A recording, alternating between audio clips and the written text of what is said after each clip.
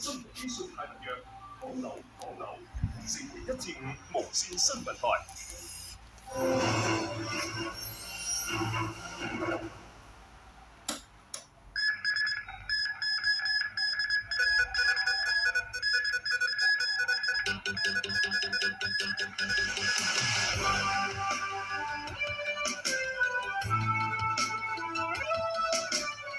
大家好，我係周海欣。高中公民與社會發展科首屆文憑試出年舉行，出版社推出中6級用書，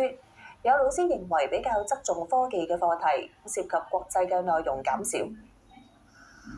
上學年開始推行嘅高中公民與社會發展科，中4同埋中5級嘅教科書，今個學年已經出版。書商近日陸續向學校提供中6級嘅樣本用書，下學年可以採用。課程主要集中公民科其中一個主題互聯相依的當代世界，涵蓋經濟全球化、公共衛生與人類健康，亦都有教通識科新增嘅科技發展與資訊素養。有公民科教師話，相對以往通識科用書，新書比較側重科技嘅課題，例如人工智能、大數據，而國際方面嘅內容就減少，相信係因為公民科嘅課時比起通識科少。公共衛生咁樣，咁佢都係講緊我哋個人可以點樣促進緊國際社會嗰個嘅公共衛生咯。如果同學仔真係設身處地代入到共情到嘅時候，佢係能夠成為到一個愛自己啦，成為一個有正面嘅價值觀啦，懂得愛身邊嘅人啦，甚至乎為世界去貢獻嘅人。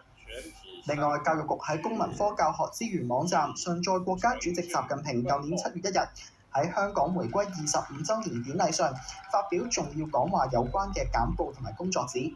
建議教師以2節40分鐘嘅課堂教授講話內容，俾學生認識一國兩制下嘅憲制秩序，同埋了解香港融入國家發展大局嘅重要性。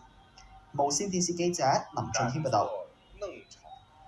解放軍陸軍多個部隊近日先後進行具有實戰元素嘅演練，目的係考核官兵能力、體能同埋軍事技能等嘅能力。